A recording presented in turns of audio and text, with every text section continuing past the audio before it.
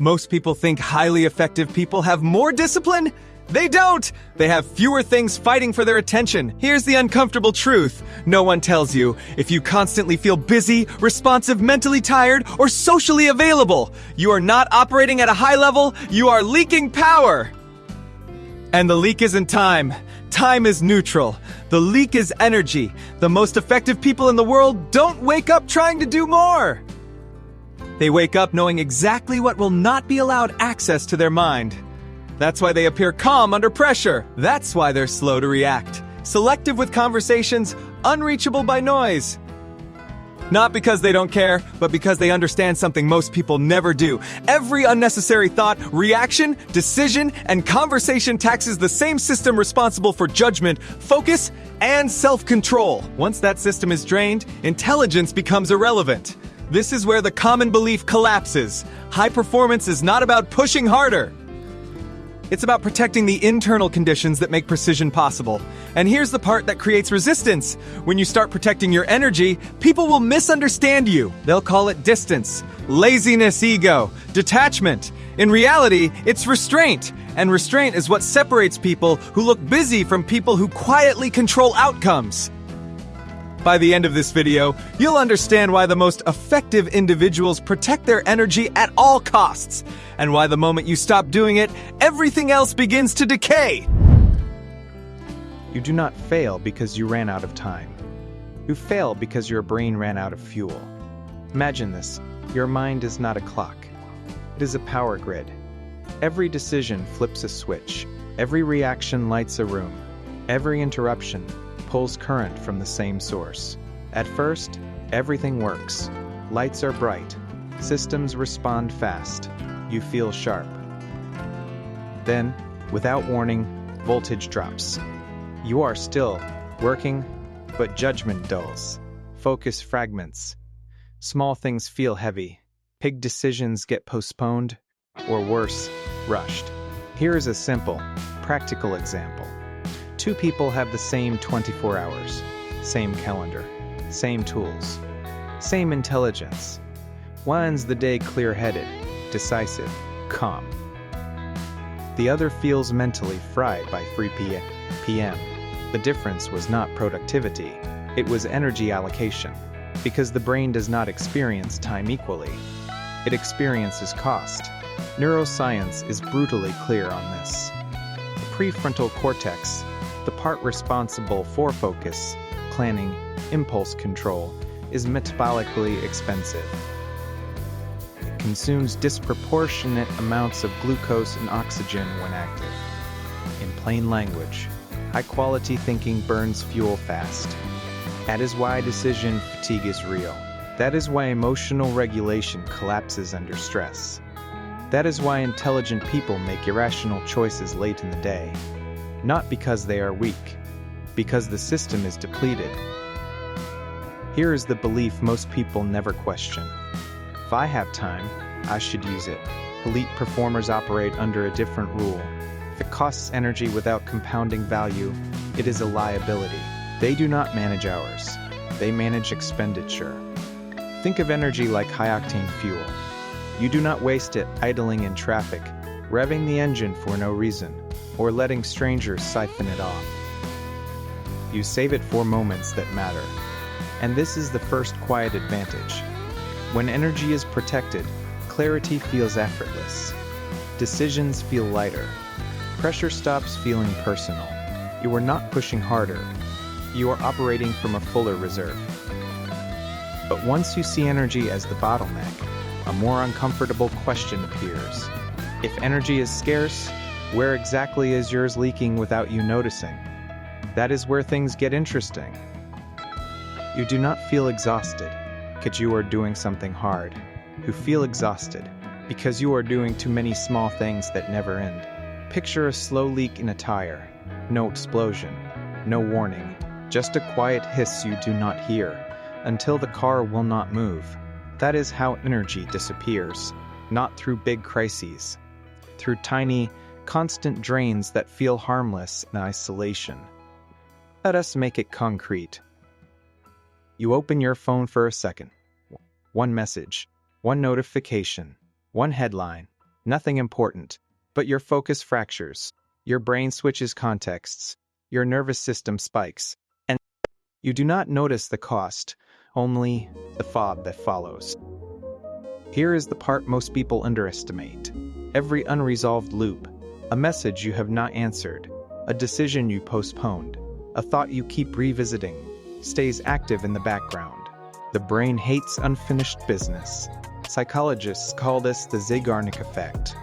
Incomplete tasks continue consuming cognitive resources even when you are not consciously thinking about them. In other words, open loops drain energy silently. Now layer on emotional exposure, tense conversation, a passive-aggressive email, a comment that should not matter, but does. Your body reacts before your logic does. Heart rate shifts, muscles tighten, cortisol rises. That is energy leaving the system. And here is the subtle trap. Because these drains are familiar, you normalize them. You tell yourself, this is just how life is. High performers do not. They audit their environment the way engineers audit systems. Not for what looks dramatic, but for what runs constantly. They reduce trivial decisions. They limit emotional access. They close loops fast or eliminate them entirely. Not to be rigid, but to stay sharp. Here is the reward most people miss. When leaks are sealed, mental silence appears. Focus deepens, without force. You stop feeling on edge for no reason. It is not motivation. It is relief. And once you see where energy leaks come from, a new problem emerges. If protecting energy requires saying no, disengaging, and pulling back, how do high performers do that without losing control or status? That is the next layer. The calm you see in high performers is not confidence. It is containment.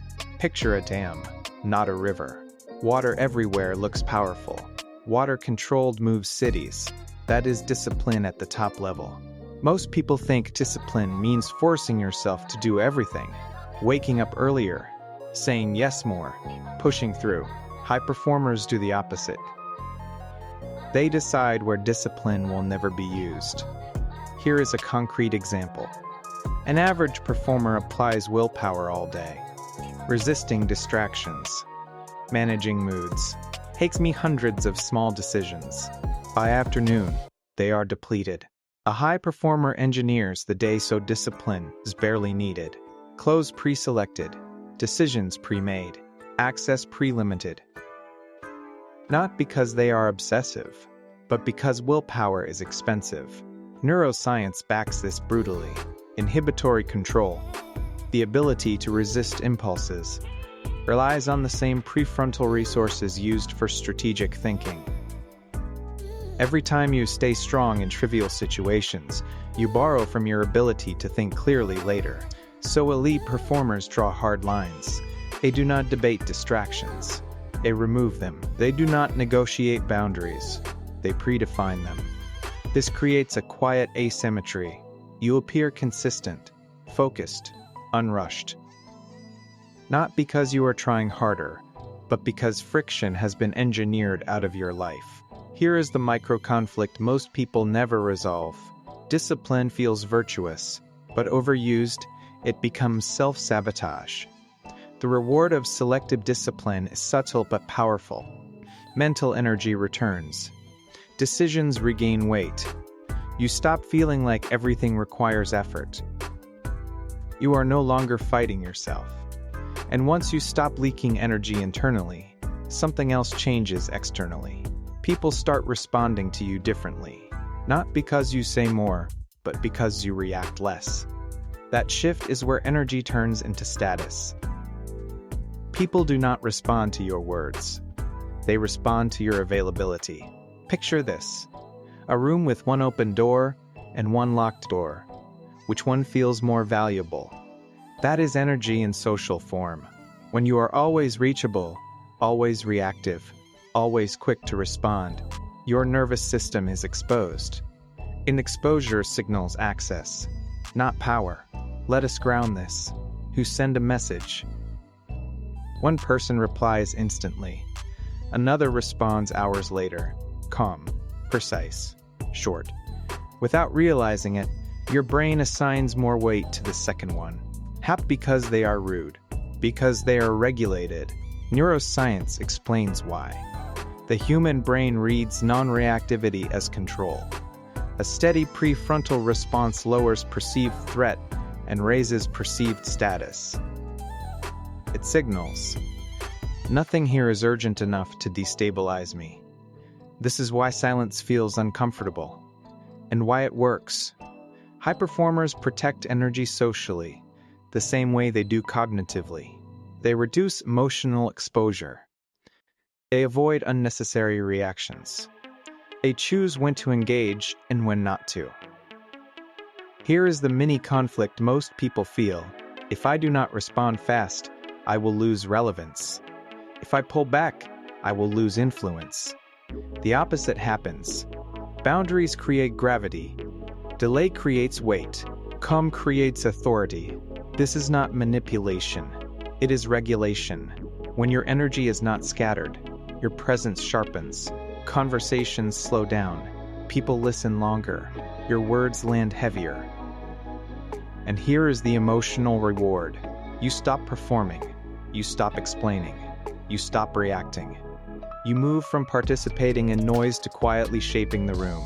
But there is a final paradox that unsettles most people.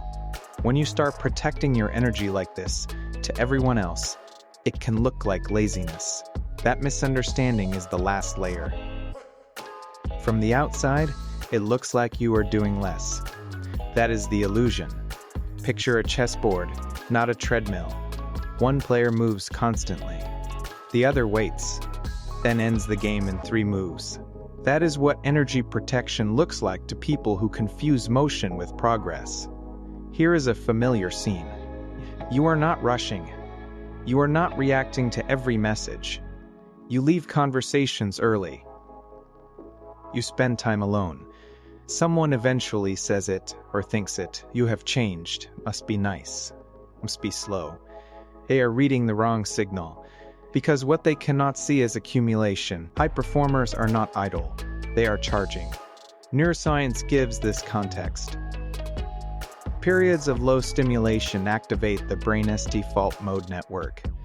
The system responsible for integration, pattern recognition, and long-range insight. This is where strategy forms. This is where synthesis happens. It is the opposite of busyness, and it looks invisible. Here is the micro-conflict. Busyness is socially rewarded. Stillness is socially suspicious. So most people perform effort to feel legitimate. High performers do not. They understand force vectors. Energy saved under low leverage gets deployed under high leverage.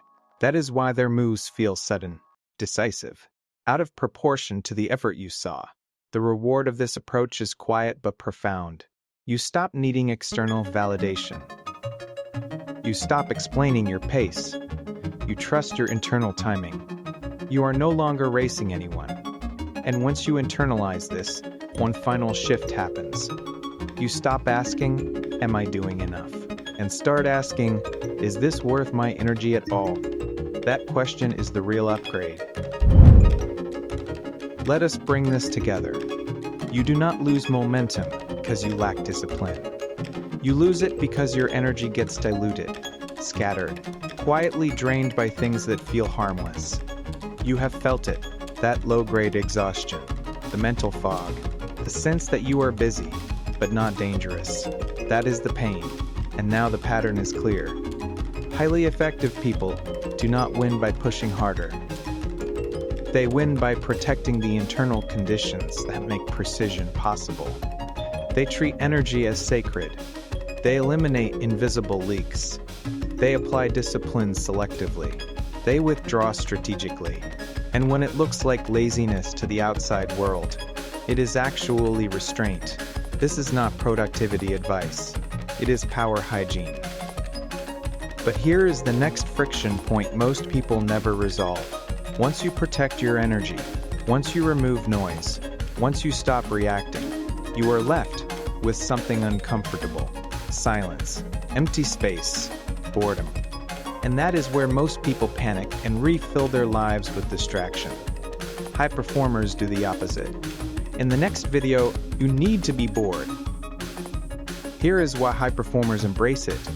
We will break down why boredom is not a weakness, why the brain resists it, and why embracing it is one of the fastest ways to regain clarity, creativity, and strategic edge.